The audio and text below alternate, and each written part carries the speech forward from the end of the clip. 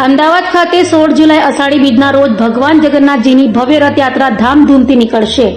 અમદાવાદ શહેરની પૌરાણિક, ઐતિહાસિક અને સાંસ્કૃતિક ઓળખ સમાન જગન્નાથજી મંદિરની 148મી રથયાત્રા તારીખ 16 જુલાઈ 2026ના રોજ ભક્તિભાવ અને પરંપરાગત વૈભવ સાથે નીકળશે.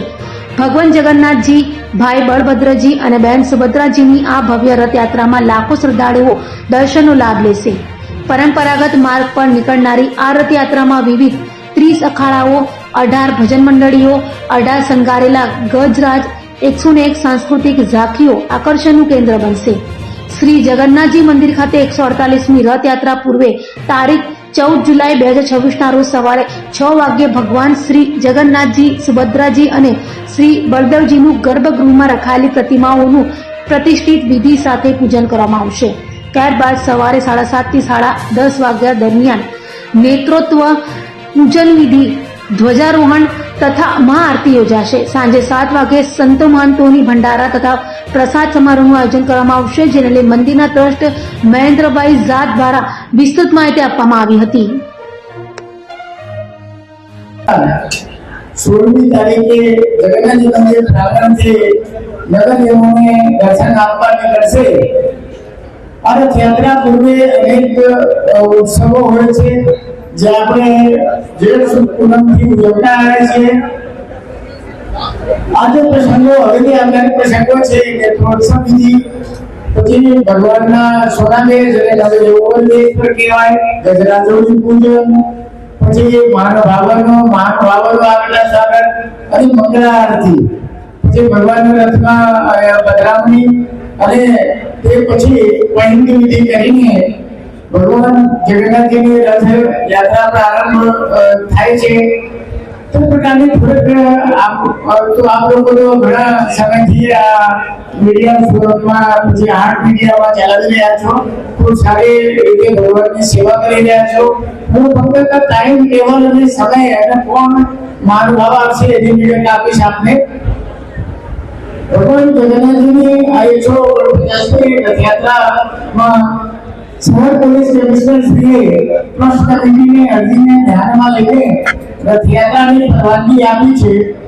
રથયાત્રા અસલ પરંપરાગત માર્ગો ઉપર જ થશે, જેના અગ્રભાગમાં 18 શણગારેલા ગજરાજો, ત્યાર પછી 101 ટ્રકો ઉપર ભારતીય સંસ્કૃતિની ઝાંખીઓ, અંગ કસરતના પ્રયોગો સાથે 30 અખાડા, 18 ભજન મંડળીઓ, 3 બેન્ડ વાળા રહેશે.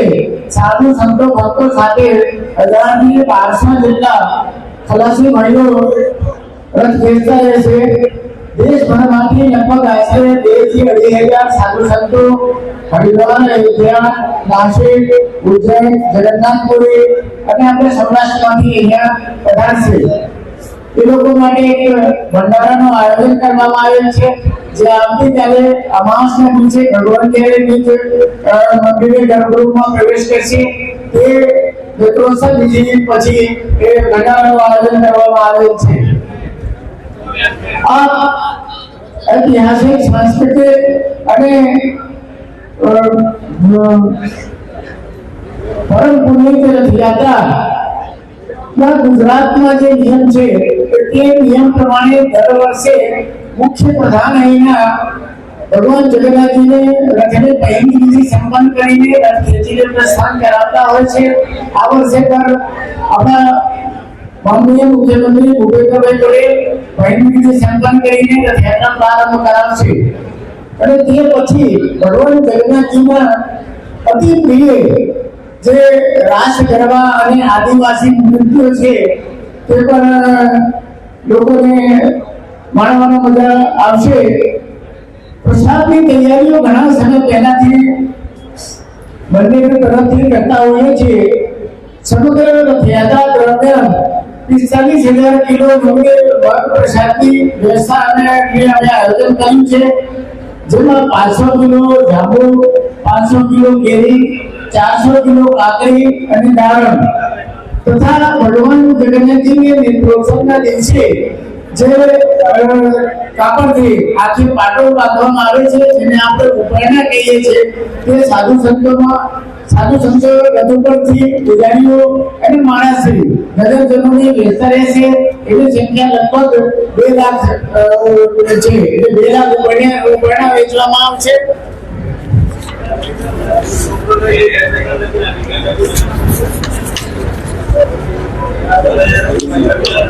ચૌદમી તારીખે અમાસના દિવસે જે કાર્યક્રમ છે તે 8 વાગે સવારે ભગવાન જગન્નાથજીની જૈન સુભદ્રા અને બળદેવજીની યજ્ઞોત્સવ વિધિ પૂજન પ્રારંભ થશે. તે પછી 9 થી 9:30 વચ્ચે ભગવાનના મંદિરના શિખર ઉપર ધ્વજારોહણ કરવામાં આવશે. અને આ કાર્યક્રમમાં મુખ્ય અતિથિ તરીકે માનનીય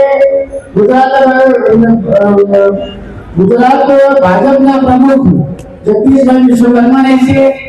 અને deputy chief minister Harshbhai secretary પર હાજર રહેશે. માનનીય ઋષિકેશભાઈ પટેલ કેબિનેટ મંત્રી શ્રી પર ઉપસ્થિત રહેશે. અને જીતુભાઈ વાઘાણી પર રહેશે. અમદાવાદના મેયર શ્રી પર ઉપસ્થિત રહેશે. તથા અન્ય મ્યુનિસિપલ કમિશનરના આગેવાનો પર તે કાર્યક્રમમાં ભાગ લેશે. 15મી તારીખે એટલે કે એકમના દિવસે ભગવાનને વિશિષ્ટ પ્રકારનો શણગાર કરવામાં આવે છે, જેને સોનાવેશ કહેવાય છે. અમુક જે પુરાણો છે એમાં એને નવયૌવન ભગવાનના નવયૌવન શણગાર કહેવાય છે. તે સવારે 10 વાગે કરવામાં આવશે. 10:30 વાગે પ્રાંગણમાં નીતિ નિયમ અને જે પ્રણાલિકા છે તે પ્રમાણે 3 રથો મંદિર પ્રાંગણમાં પ્રસ્થાપિત કરવામાં આવશે. અને 11 વાગે જે ગજરાજો ભગવાન જગન્નાથજીની રથયાત્રાની આગેવાની લેતા હોય છે તે ગજરાજોને પૂજન વિધિ થશે. ગજરાજોને અહીંયા મંદિર પ્રાંગણમાં બોલાવીને પૂજન કરવામાં આવે છે અને પ્રાર્થના કરવામાં આવે છે કે ભગવાન ગણપતિ આપ જગન્નાથ ભગવાનની રથયાત્રા હેમ ખેમ પૂરું કરીને નિજ મંદિરે પાછા આવશો.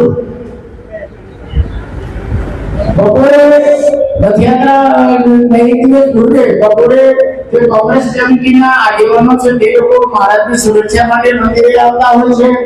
5 વાગે શહેર શાંતિ સમિતિની મુલાકાત હોય છે મંદિરે. અને સાંજે 6:30 વાગે ગુજરાત રાજ્યના માનનીય મુખ્યમંત્રી ભૂપેન્દ્રભાઈ પટેલ દ્વારા વિશેષ પૂજન આરતી કરી ભગવાનશ્રીને રથયાત્રાની શુભેચ્છા આપવાનો કાર્યક્રમ છે. સાંજે 8 વાગે મહાઆરતી એકમના દિવસે હોય છે. અને એ મહાઆરતીમાં મુખ્ય અતિથિ તરીકે ગુજરાત રાજ્ય વિધાનસભાના અધ્યક્ષ માનનીય શંકરભાઈ ચૌધરી ઉપસ્થિત રહેશે. હવે 16મી તારીખે જે દિવસે ભગવાનની રથયાત્રા નીકળશે સવારે 4 વાગ્યાથી કાર્યક્રમો ચાલુ થઈ જાય છે. સવારે 4 વાગે મંગલા આરતી છે. મંગલા આરતીમાં મુખ્ય અતિથિ તરીકે ભારત સરકારના ગૃહમંત્રી એવં સહકારિતા મંત્રી શ્રી અમિતભાઈ શાહ ઉપસ્થિત રહેશે. સવારે 4:30 વાગે ભગવાન જગન્નાથજીને વિશિષ્ટ ભોગ ખીચડી ભોગ ધરાવવામાં આવશે. ભગવાનને આખા વર્ષમાં 56 ભોગ ધરાવતા હોય છે. આપણને જે સનાતન સંસ્કૃતિ છે તે પ્રમાણે પણ વર્ષમાં એક વખત ભગવાનને ખીચડી ભોગ ધરાવતા હોય છે. એ ખીચડી ભોગ 4:30 વાગે ધરાવવામાં આવશે. સવારે 5 વાગે ભગવાન જગન્નાથજીના અતિપ્રિય આદિવાસી નૃત્યનો કાર્યક્રમ છે અને રાસ ગરબાનો પણ કાર્યક્રમ સાથે વૈદિક મંત્ર ચાર વિધિથી ભગવાનના આંખે જે ચોથા વિધિના દિવસે એટલે કે અમાસના દિવસે જે આંખે પાટો બાંધવામાં આવેલ હતા એ પાટો ખોલવામાં આવશે. અને 5:45 વાગે ભગવાનને રથોમાં પ્રસ્થાપિત કરવામાં આવશે. ત્યાં પૂજન કર્યા પછી 7 વાગે રથયાત્રાનો શુભારંભ છે. એમાં ખાસ કરીને મંગલા આરતીથી લઈને 16મી તારીખે સમગ્ર રથયાત્રાનો પ્રસારણ લાઈવ પ્રસારણ દૂરદર્શન કરશે. આપ સુધી કરતા હોય છે ને મને કે ડોક્ટર ભાર્ગવ ભાઈએ આપણને રિપોર્ટની વ્યવસ્થા કરી દીધી હશે. અને જગન્નાથજી મંદિરની જે વેબસાઇટ છે એના ઉપર પણ લાઈવ થશે અને આ વખતે તો પોલીસ ડિપાર્ટમેન્ટ પર એના દ્વારા લાઈવ કરવાના છે. શહેરમાં જે શ્રદ્ધાળુઓ બહાર ગામથી આવતા હોય છે એ લોકો માટે રથમાં દર્શનનો એક સ્પોટ નક્કી કરવામાં આવ્યો છે. એ જગ્યાએ રથ છે ને લગભગ અડધો મિનિટ કે 1 મિનિટ માટે ઉભા રાખવામાં આવશે. 7 વાગે મંદિરેથી રથયાત્રાનો પ્રારંભ છે. 9 વાગે મ્યુનિસિપલ કોર્પોરેશન પહોંચશે.